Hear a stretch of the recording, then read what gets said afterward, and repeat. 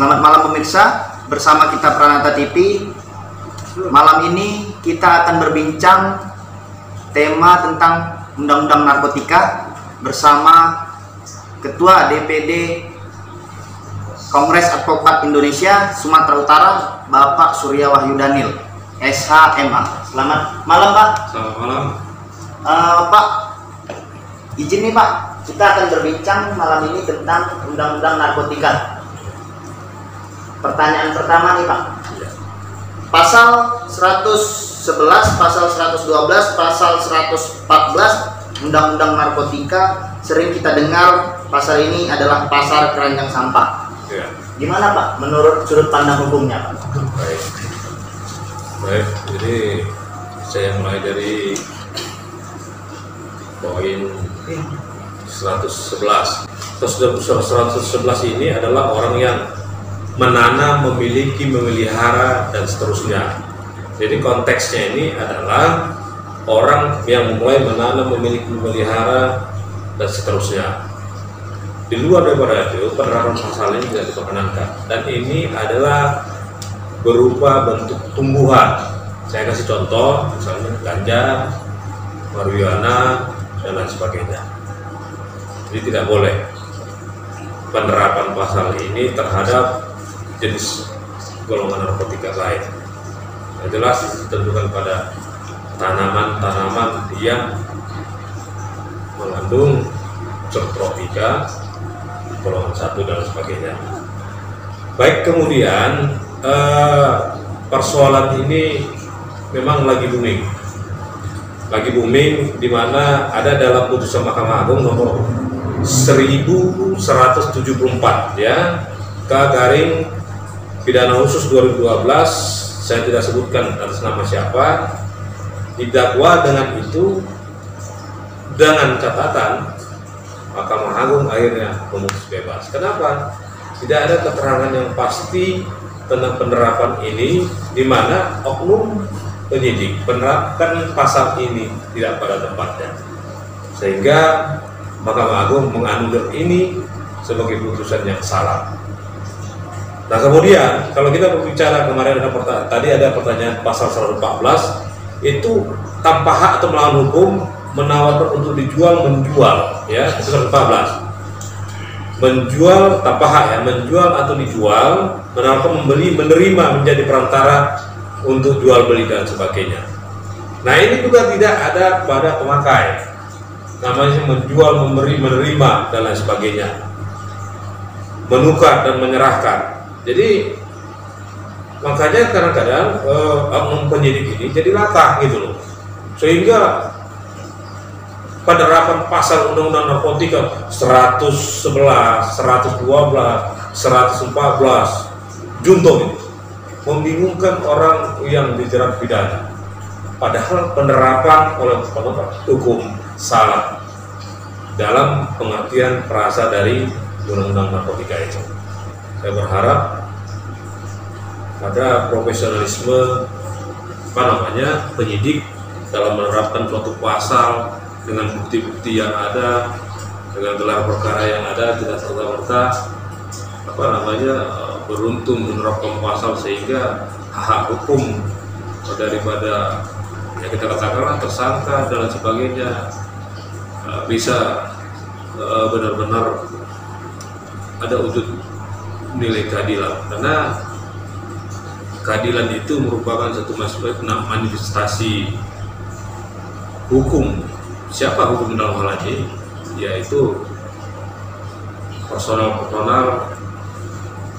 yang sudah diberikan kewenangan untuk melakukan penegakan hukum terhadap orang yang dijerat pidana khusus dan sebagainya. Itu pesan saya kepada saya dan kita semua sebagai penegak hukum, pada masyarakat yang belum mengetahui itu, supaya ini salah satu dari Kongres Advokat Indonesia, selaku Ketua Kongres Advokat Indonesia Sumatera Utara, mencoba mengedukasi kesempatan ini melalui Pranata TV.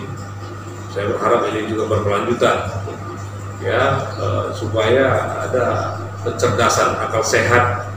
Jadi tidak lagi semua ketika ujuk-ujuk nanti orang kenapa dipidana karena pasal sekian, jadi harus terang gitu. Dan dimintakan juga kepada penyidik ketika ada timbul case mengenai narkotik, sebaiknya dimintakan pendampingan pengacara terhadap tersangka, terdakwa dan sebagainya. Walaupun disediakan dalam hal ini negara prodeo, namun lebih baik dikonfirmasi terhadap tersangka atas kehadiran penasihat hukum untuknya. Supaya apa? Supaya bisa kita menegakkan, menerapkan pasal-pasal yang dimaksud pertanyaan ini sesuai dengan kejadian yang sebenarnya. Jadi tidak ada lagi kesewenangan dalam penerapan pasal ini, karena akan terjadi kriminalisasi terhadap orang yang salah dan disalah-salahkan. Sebelum ditutup nih Pak, mengenai tentang pasal 112 Undang-Undang Narkotika yang kerap sekali penegak hukum sering menggunakan untuk menjerat penyalahguna narkotika, padahal pasal ini hanya berlaku bagi pengedar atau bandar. Gimana Pak menurut Bapak? Baik, jadi semakin tingginya penyalahgunaan narkotik, peredarnya sampai pada pedesaan.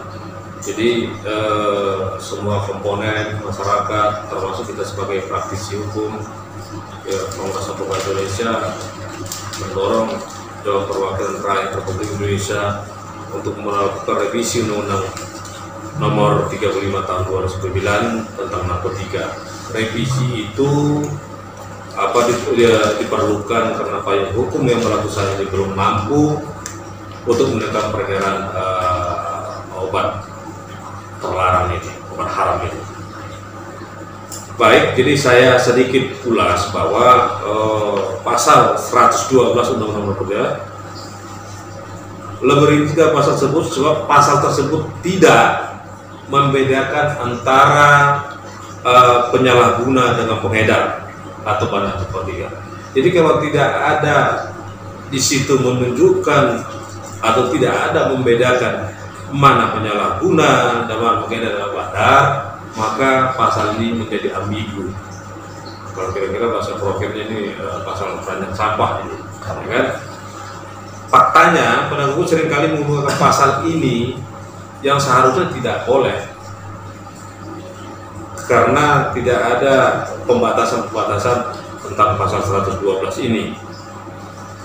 Karenanya penyalahguna narkotik itu lebih tepat pada pasal 127 Undang-Undang Narkotika. Baiknya begitu. Karena unsur memiliki, menyimpan, menguasai, penyalahguna akan mudah dijerat pidana penjara. Baik dalam kesempatan ini menstreanya dari kepemilikan narkotik itu terhadap apa saja dapat kita lihat di dalam ulasan ini. Rasanya hanya memiliki, menyimpan, dan menguasai. Jadi tiga unsur ini pasal 112, memiliki, menyimpan, menguasai. Jadi disinilah ambigunya tentang pasal ini yang kemudian kita mohon diperjelas sehingga unsur pasal ini tidak sembarangan diterapkan terhadap orang, karena hak hukum orang juga ada. Menempatkan seseorang kepada tempat sesuai dengan yang baik, sesuai dengan pasal, tapi jangan kemudian ini disalah-salahkan sehingga penerapan pasal ini menjadi tidak jelas. Jadi alternatifnya kalau tidak tepat pada pasal ini maka orang harus dibebaskan. Jadi ada 3 poin, saya ulangi lagi tadi. Berperasanya, memiliki, menyimpan, dan menguasai. Di luar daripada ini maka dia memakai. Ya, memakai pasal 127 Undang-Undang Narkotika. Mungkin itu saya tambahkan karena persoalan ini sering kita lihat ya di dalam proses penyidikan bagi orang-orang yang terlibat narkoba ini terapkan pasal ini, kemudian menambah berat beban dan akan efek jerah.